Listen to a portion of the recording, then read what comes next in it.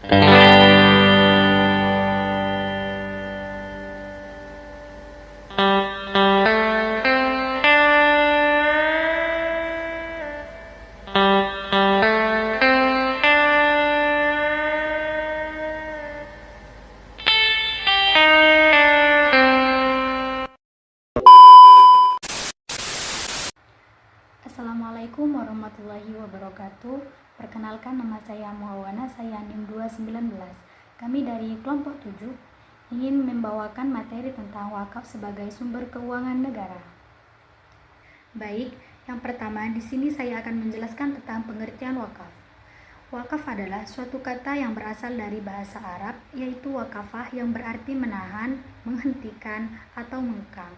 Sedangkan definisi wakaf dalam terminologi fikih adalah penahanan kepemilikan atas hartanya yang dapat dimanfaatkan tanpa merubah substansi dari segala bentuk tindakan atasnya, dan mengalihkan manfaat harta tersebut untuk salah satu ibadah pendekatan diri kepada Allah dengan niat mencari ridha Allah Subhanahu wa Ta'ala. Nah, di sini terdapat berbagai pandangan tentang wakaf. Yang pertama yaitu dari mazhab Maliki. Nah, mazhab Maliki ini berpendapat bahwa wakaf itu tidak melepaskan harta yang diwakafkan dari kepemilikan wakaf. Namun, wakaf tersebut mencegah wakif melakukan tindakan yang dapat melepaskan kepemilikannya atas harta tersebut kepada yang lain. Dan wakif itu berkewajiban menyedekahkan manfaat serta tidak boleh menarik kembali wakafnya. Yang kedua yaitu menurut mazhab Syafi'i. Mazhab Syafi'i ini berpendapat bahwa wakaf adalah melepaskan harta yang diwakafkan dari kepemilikan wakif setelah sempurna prosedur perwakafannya. Yang ketiga yaitu menurut Imam Hambali. Menurut Imam Hambali ini, wakaf adalah menahan kebebasan pemilik harta dalam membelanjakan hartanya yang bermanfaat dengan tetap utuhnya harta dan memutuskan semua hak penguasaan terhadap harta itu, sedangkan manfaatnya terhadap harta itu dipergunakan pada suatu kebaikan untuk mendekatkan diri kepada Allah. Yang terakhir yaitu menurut mazhab Hanafi, wakaf ini adalah menahan suatu harta benda yang tetap menjadi milik wakif dengan tujuan menyedekahkan manfaatnya untuk kebajikan. Penjelasan yang kedua yaitu tentang dasar hukum wakaf. Di sini terdapat ayat Al-Qur'an. Bismillahirrahmanirrahim. Matsalul ladzina yunfiquna amwalahum fi sabilillahi kamatsali habbatin ambatat sab'a sanabila fi kulli sumbulatin mi'atu habbah. Wallahu yudha'ifu liman yasha' wallahu wasi'un alim. Yang artinya, perumpamaan orang yang menginfakkan hartanya di jalan Allah seperti sebutir biji yang menumbuhkan 7 tangkai, dan pada setiap tangkai ada 100 biji. Allah akan melipat gandakan bagi siapa yang Dia kehendaki, dan Allah Maha Luas serta Maha Mengetahui. Quran Surah Al-Baqarah ayat 261. Kemudian juga terdapat hadis yang dimana artinya yaitu jika seseorang meninggal dunia maka terputuslah amalannya kecuali 3 perkara, yaitu sedekah jariyah, ilmu yang dimanfaatkan, atau doa anak yang soleh. Hadis riwayat Muslim. Nah, pembahasan yang ketiga yaitu tentang rukun dan syarat wakaf. Nah, rukun wakaf itu ada 4. Yang pertama yaitu adanya pihak yang berwakaf atau yang disebut sebagai wakif, yaitu pihak yang melakukan wakaf atas harta kekayaan yang dimilikinya dan harus memenuhi syarat bahwa ia adalah orang yang berhak melakukan suatu perbuatan atau cakap bertindak menurut hukum, yaitu orang yang telah dewasa atau baligh, sehat akalnya, dan tidak terhalang untuk melakukan perbuatan hukum. Nah, di samping itu, dalam melakukan perbuatan hukum berupa wakaf harus didasarkan atas kehendak sendiri. Tidak boleh ada unsur paksaan sedikit pun di dalamnya. Yang kedua, yaitu adanya objek berupa harta kekayaan yang diwakafkan. Nah, secara singkat dapat dikatakan bahwa syarat yang harus dipenuhi oleh harta kekayaan yang dikatakan sebagai objek wakaf yaitu sebagai berikut. Yang pertama itu, harta itu haruslah benda yang terdapat diambil manfaatnya. Yang kedua yaitu harta yang diwakafkan kepada penerima wakaf sudah jelas-jelas ada atau berwujud pada waktu itu. Yang ketiga yaitu harta yang diwakafkan itu memberi faedah yang berkepanjangan. Yang keempat, diwakafkan untuk tujuan yang baik saja dan tidak menyalahi syarak. Yang kelima yaitu harta yang diwakafkan ditemukan jenis, bentuk, tempat, luas, dan jumlahnya. Dan yang terakhir yaitu milik sempurna orang yang memberi wakaf. Rukun yang ketiga ialah adanya penerimaan dan pengelolaan harta wakaf atau nadhir. Nah, penerima wakaf ini juga harus seseorang yang cakap melakukan perbuatan hukum. Ia harus sudah dewasa, sehat akalnya, dan tidak terhalang untuk melakukan suatu perbuatan hukum. Yang terakhir adalah adanya siwot berupa ijab kabul yang dilafadzkan. Itu artinya ucapan dari orang yang berwakaf bahwa dia telah mewakafkan untuk kepentingan tertentu atas sebuah objek wakaf. Selanjutnya yaitu syarat wakaf. Nah, dalam kitab fikih menyebutkan siapapun bisa menjadi nazir asal memenuhi syarat-syarat untuk menjadi nazir. Nah, seorang wakif pun bisa menunjuk dirinya sendiri atau orang lain yang menjadi nazir. Masa kerja nazir ini tidak seumur hidup. Seorang nazir ini bisa berhenti kapanpun apabila disebabkan oleh hal-hal yang tidak bisa membatalkan dia sebagai nazir. Contohnya yaitu seperti meninggal dunia, mengundurkan diri, dan dibatalkan kedudukannya sebagai nazir oleh kepala kantor urusan agama. Nah, pembahasan yang keempat yaitu tentang tujuan wakaf. Nah, tujuan wakaf ini harus jelas seperti mewakafkan sebidang tanah untuk masjid, musola, pesantren, perkuburan, dan lainnya. Namun, apabila seseorang mewakafkan sesuatu kepada hukum tanpa menyebutkan tujuannya, hal itu dipandang sah, disebabkan karena penggunaan benda-benda wakaf tersebut menjadi wewenang lembaga hukum yang menerima harta-harta wakaf tersebut. Dalam Undang-Undang Nomor 41 2004 tentang wakaf, Pasal 4 bahwa tujuan wakaf itu sendiri adalah untuk memanfaatkan harta benda wakaf sesuai dengan fungsinya. Pasal 5 Undang-Undang 41 2004 menyatakan bahwa fungsi wakaf adalah mewujudkan potensi dan manfaat ekonomis harta benda wakaf untuk kepentingan ibadah dan untuk memajukan kesejahteraan umum. Dalam kompilasi hukum Islam pasal 216 bahwa fungsi wakaf tersebut adalah mengekalkan manfaat benda wakaf sesuai dengan tujuan wakaf. Nah, dengan demikian fungsi wakaf di sini bukannya mengekalkan objek wakaf, melainkan mengekalkan manfaat benda milik yang telah diwakafkan sesuai dengan peruntukan wakaf yang bersangkutan. Mungkin cukup sekian dari saya, kurang lebihnya mohon maaf. Saya akhiri. Wassalamualaikum warahmatullahi wabarakatuh. Perkenalkan, di sini saya Fatonah dengan NIM 220. Saya di sini akan menjelaskan tentang macam-macam wakaf. Bila ditinjau dari segi peruntukan ditujukannya kepada siapa wakaf itu, maka wakaf dapat dibagi menjadi dua macam. Yang pertama ada wakaf ahli atau wakaf khusus, yang dimana wakaf ahli sendiri itu adalah wakaf yang ditunjukkan kepada orang-orang tertentu, seseorang atau lebih, keluarga si wakaf atau bukan. Nah, wakaf seperti ini itu juga disebut sebagai wakaf durri. Apabila ada seseorang mewakafkan sebidang tanah kepada anaknya, lalu kepada cucunya, maka wakafnya itu sah dan yang berhak mengambil manfaatnya adalah mereka yang ditunjuk dalam pernyataan wakaf tersebut. Wakaf jenis ini itu kadang juga disebut wakaf alal aulad, yaitu wakaf yang diperuntukkan bagi kepentingan dan jaminan sosial dalam lingkungan keluarga, lingkungan kerabat, dan lain-lain. Dalam satu segi, wakaf ahli atau wakaf durri ini itu baik untuk dilakukan, karena si wakif akan mendapatkan dua kebaikan. Yang pertama yaitu kebaikan dari amal ibadah wakafnya, juga kebaikan dari silaturahmi terhadap keluarga yang diberikan harta wakaf. Akan tetapi, pada sisi lain wakaf ahli ini sering menimbulkan masalah. Di beberapa negara tertentu seperti Mesir, Turki, Maroko, dan Aljazair, wakaf untuk keluarga atau ahli itu telah dihapuskan karena pertimbangan dari berbagai segi yang seperti tanah-tanah wakaf dalam bentuk ini itu dinilai tidak produktif. Terus yang kedua ada wakaf khairi atau wakaf umum, yang dimana wakaf khairi itu wakaf yang secara tegas untuk kepentingan agama, atau kemasyarakatan, seperti wakaf yang diserahkan untuk keperluan pembangunan masjid, sekolah, jembatan, rumah sakit, panti asuhan anak yatim, dan lain sebagainya.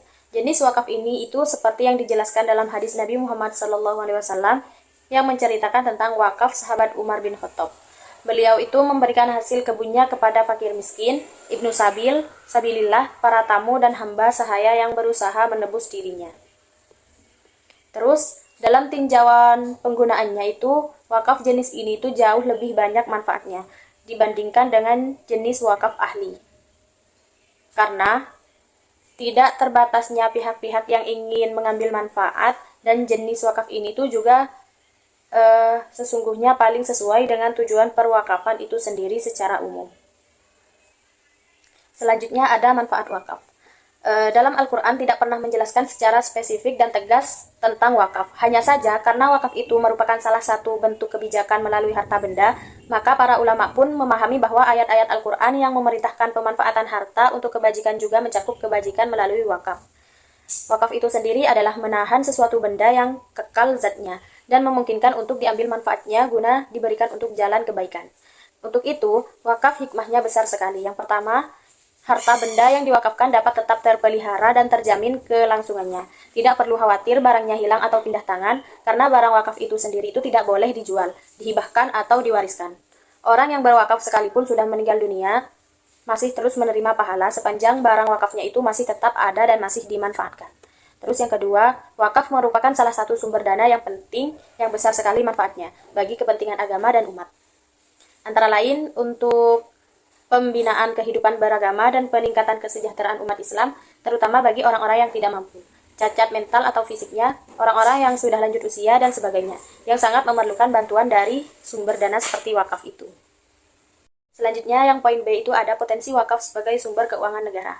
Yang pertama itu ada peran wakaf dalam pemberdayaan ekonomi umat. Secara historis, wakaf telah berperan penting dalam pembangunan pemberdayaan Islam, terutama dalam bidang pendidikan, kesehatan, dan kesejahteraan sosial. Wakaf menyediakan dana abadi yang dapat digunakan untuk kepentingan publik, seperti pembangunan madrasah, rumah sakit, jalan, hingga perpustakaan. Fungsi ini itu menunjukkan bahwa wakaf berkontribusi dalam menciptakan keadilan sosial dan pemerataan kesejahteraan. Dalam konteks Indonesia, peran wakaf sebagai salah satu sumber fiskal ternyata tak banyak disadari oleh publik. Padahal tercatat ribuan aset wakaf berupa tanah dan bangunan telah digunakan secara efektif untuk mendukung berbagai fasilitas publik yang krusial, seperti fasilitas pendidikan, layanan kesehatan, hingga layanan publik lainnya. Sebagai contohnya itu, sekitar 1.100 sekian kantor urusan agama atau KUA di seluruh Indonesia itu berdiri di atas tanah wakaf dengan total umat Islam sebanyak 51 juta sekian orang. Peran lainnya itu adalah menyediakan lahan pemakaman umum yang tersebar di 19.000 titik di seluruh Indonesia. Lebih luasnya lagi, wakaf juga berkontribusi besar dalam bidang pendidikan. Menurut data dari Kementerian Agama, saat ini terdapat sekitar 55.000 sekian lokasi madrasah yang tersebar di seluruh Indonesia. Madrasah ini itu terdiri dari madrasah ibtidaiyah, madrasah sanawiyah, dan madrasah aliyah, dengan jumlah total siswa mencapai 9 juta sekian orang. Dari jumlah tersebut, sebanyak 47.000 sekian lokasi madrasah menempati aset wakaf. Artinya sekitar 86% dari total madrasah di Indonesia itu terdiri dari di atas tanah yang diwakafkan. Hal ini itu semakin memperkuat peran wakaf sebagai penopang infrastruktur pendidikan. Terima kasih. Selanjutnya, wakaf produktif sebagai alternatif sumber keuangan negara.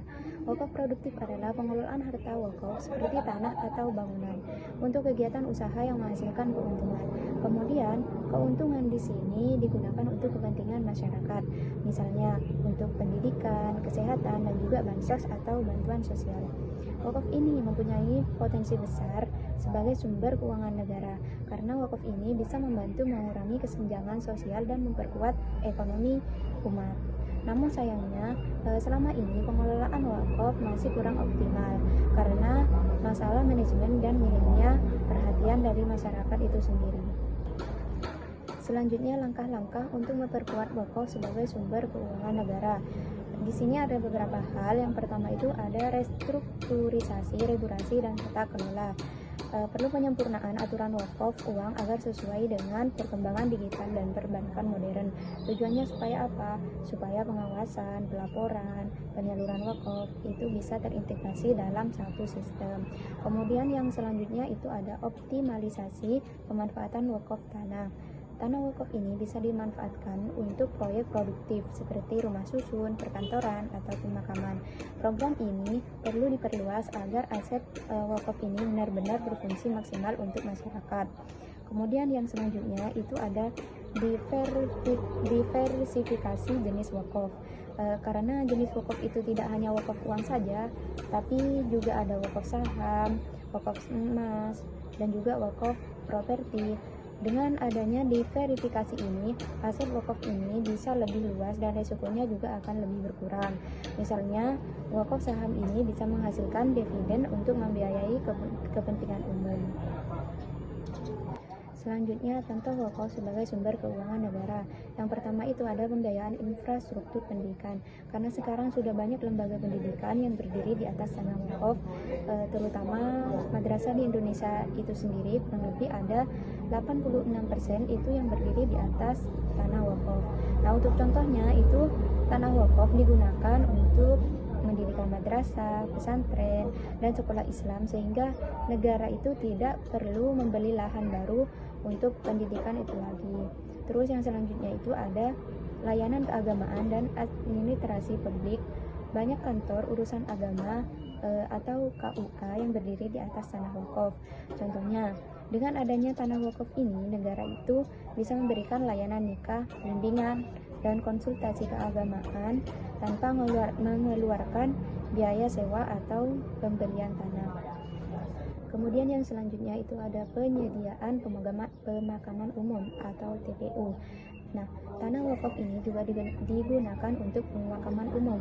Contohnya, TPU wakaf di kota besar seperti di kota Jakarta dan juga di Surabaya itu bisa membantu pemerintah menyediakan lahan pemakaman tanpa membebani APBN. Nah, dari contoh-contoh yang tadi itu menunjukkan bahwa wakaf ini bukan hanya ibadah sosial, tapi juga bisa menjadi solusi nyata dalam pembiayaan publik. Nah, dengan adanya wakaf ini, negara bisa menghemat anggaran untuk pendidikan, layanan, keagamaan, dan fasilitas umum lainnya. Mungkin hanya itu yang bisa saya sampaikan. Selanjutnya saya serahkan kepada moderator. Assalamualaikum warahmatullahi wabarakatuh. Saya Arikatun Maimunah, NIM 141. Sini saya sedikit menjelaskan tentang mekanisme pengelolaan wakaf untuk keuangan negara. Mekanisme pengelolaan wakaf di Indonesia dilakukan secara terstruktur melalui regulasi dan peran Badan Wakaf Indonesia atau BWI sebagai pengawas serta Nadhir sebagai pengelola aset wakaf. 1. Lembaga Pengelolaan Wakaf. BWI merupakan lembaga independen yang dibentuk berdasarkan UU Nomor 41 Tahun 2004 tentang Wakaf. BWI berfungsi membina Nadhir agar pengelolaan wakaf lebih produktif dan bermanfaat bagi masyarakat, baik dalam pelayanan sosial, ekonomi, maupun infrastruktur publik. Struktur BWI terdiri dari Dewan Pertimbangan dan Badan Pelaksana, di mana anggota-anggotanya diangkat oleh Presiden dan dapat membentuk perwakilan di berbagai daerah. Sementara Nadhir adalah pihak yang menerima dan mengelola harta wakaf sesuai peruntukannya untuk kesejahteraan masyarakat. Contoh lembaga Nadhir antara lain Lembaga Wakaf dan Pertahanan NU LWPNU yang berfokus pada pengelolaan wakaf produktif dan literasi masyarakat melalui program dana abadi umat Nahdiyin. Lembaga Wakaf MUI atau LWMUI yang mengelola wakaf produktif dengan program seperti UMKM, Naik Kelas, dan Sahabat Wakaf MUI. Rumah Wakaf Indonesia RWI berdiri sejak 2009 yang telah mendapat izin dari BWI sebagai lembaga pengelola wakaf tunai pajak 2014. 2. Regulasi dan kebijakan pemerintah. Dasar hukum utama wakaf adalah UU Nomor 41 Tahun 2004 diperkuat dengan PP Nomor 42 Tahun 2006 dan PP Nomor 25 Tahun 2018 serta Peraturan BWI Nomor 1 Tahun 2020 tentang pedoman pengelolaan dan pengembangan harta wakaf. Regulasi ini menekankan pentingnya pengelolaan profesional, produktif, dan sesuai syariat Islam dengan pengawasan aktif dari BWI. Kebijakan utama meliputi 1. Profesionalisme dan produktivitas dalam pengelolaan wakaf. 2. Pengawasan ketat oleh BWI. 3. Manfaat sosial dan ekonomi yang nyata bagi masyarakat. 4. Kepatuhan terhadap prinsip syariah di mana harta wakaf yang telah diikrarkan tidak dapat dibatalkan. 3. Langkah integrasi dan optimalisasi. Langkah penguatan pengelolaan wakaf di Indonesia mencakup beberapa hal. Pertama, reorganisasi sistem wakaf uang agar bisa diinvestasikan secara produktif dan sesuai perkembangan digital keuangan. Peraturan lama seperti PMA nomor 4 tahun 2009 perlu diperbarui agar lebih modern dan transparan. Kedua, optimalisasi pemanfaatan wakaf tanah untuk pembangunan fasilitas publik seperti rumah susun, perkantoran, dan pemakaman agar aset wakaf lebih bernilai guna. Ketiga, pengembangan jenis wakaf baru seperti wakaf saham, emas, atau properti. Hal ini memperluas basis aset wakaf dan menciptakan manfaat jangka panjang bagi kepentingan publik. Keempat, dalam periode RPJPN 2025 sampai 2045, pemerintah berencana memperkuat kelembagaan BWI, pengelolaan aset wakaf terbengkalai, serta merevisi UU Nomor 41 Tahun 2004 agar lebih mendukung inovasi dan pengelolaan wakaf secara modern.